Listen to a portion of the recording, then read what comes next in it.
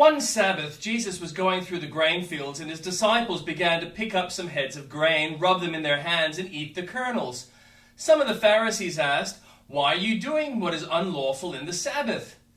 Jesus answered them, "Have you ever read what David did when he and his companions were hungry? He entered the house of God, and taking the consecrated bread, he ate what is lawful only for priests to eat, and he also gave some to his companions. Then Jesus said to them, 'The Son of Man is the Lord of the Sabbath.'" On another Sabbath, he went into the synagogue and was teaching, and a man was there whose right hand was shriveled. The Pharisees and the teachers of the law were looking for a reason to accuse Jesus, so they watched him closely to see if he would heal on the Sabbath. But Jesus knew what they were thinking and said to the man with the shriveled hand, "Get up and stand in front of everyone." So he got up and stood there. Then Jesus said to them, "I ask you, which is lawful on the Sabbath, to do a good or to do evil, to save life or to destroy it?"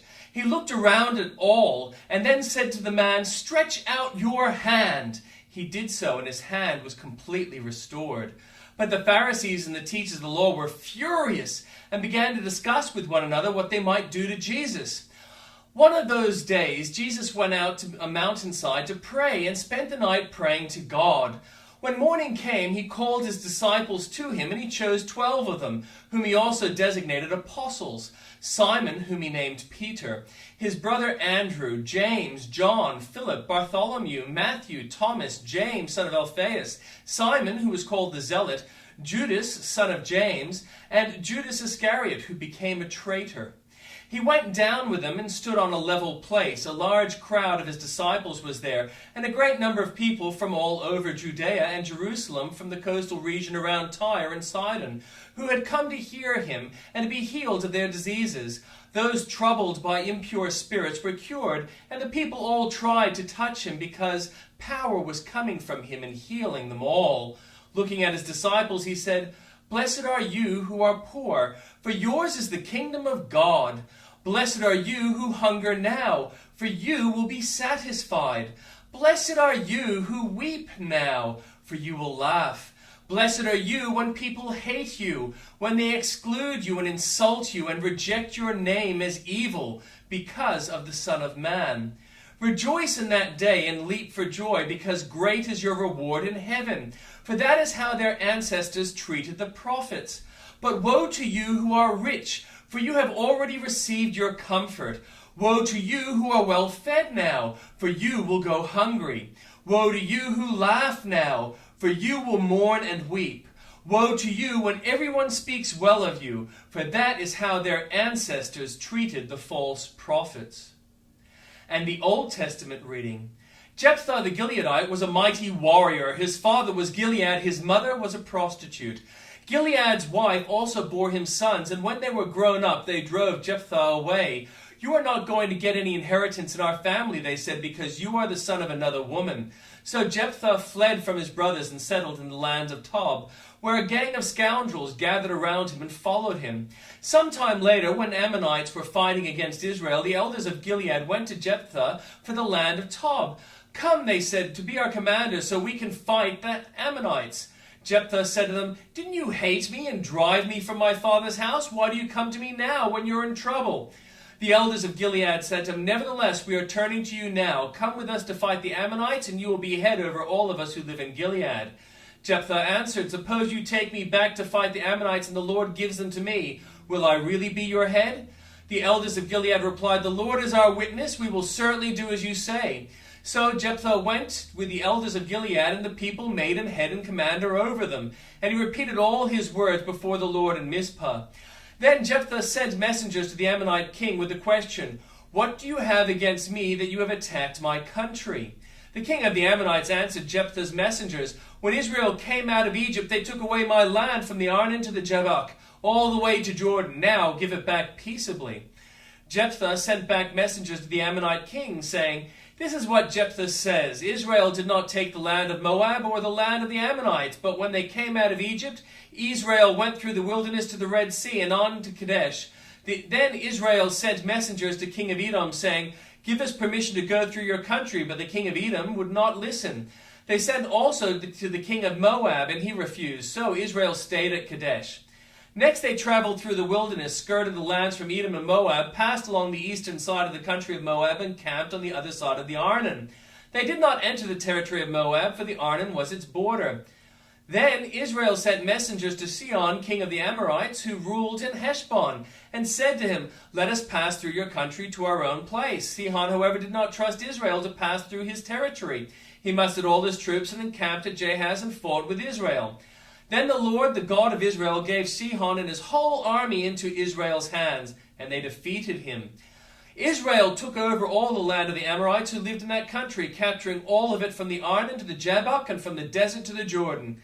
Now, since the Lord, the God of Israel, has driven the Amorites out before his people, Israel, what right have you to take it over? Will you not take what your good Chemosh gives you? Likewise, whatever the Lord our God has given us, we will possess.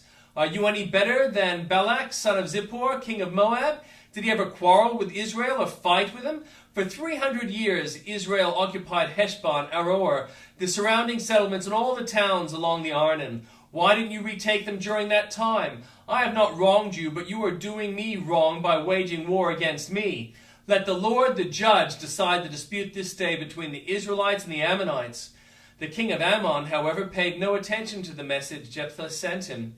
Then the Spirit of the Lord came to Jephthah. He crossed Gilead and Manasseh, passed through Mizpah of Gilead, and from there he advanced against the Ammonites. And Jephthah made a vow to the Lord, "If you give the Ammonites into my hand, whatever comes out of the door of my house to meet me when I return and tribe from Ammonites will be the Lord's, and I will sacrifice it as a burnt offering."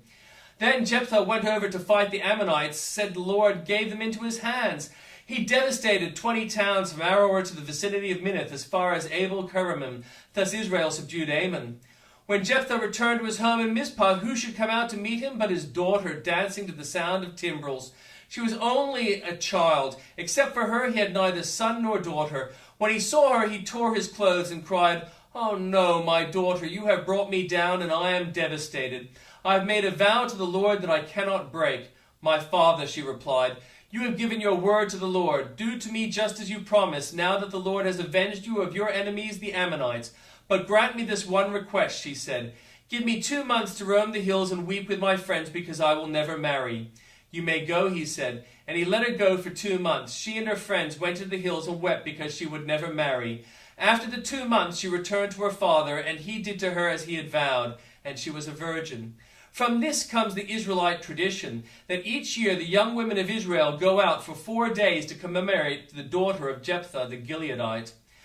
The Ephraimite forces were called out, and they crossed over to Zaphon. They said to Jephthah, "Why did you go fight the Ammonites without calling us to go with you? We're going to burn down your house over your head." Jephthah answered, "I and my people were engaged in a great struggle with the Ammonites, and although I called, you didn't save me out of their hands. When I saw that you wouldn't help, I took my life in my hands and crossed over to fight the Ammonites, and the Lord gave me the victory over them. Now why have you come up today to fight me?" Jephthah then called together the men of Gilead and fought against Ephraim.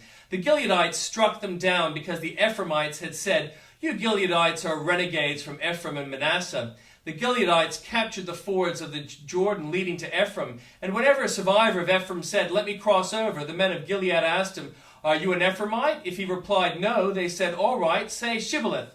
If he said Sibboleth, because he could not pronounce the word correctly, they seized and killed him at the fords of the Jordan. 42,000 Ephraimites were killed at that time.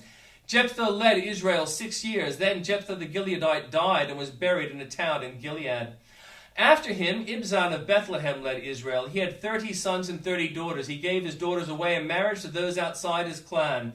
And for his sons he brought in 30 women as wives from outside his clan. Ibzan led Israel 7 years. Then Ibzan died and was buried in Bethlehem.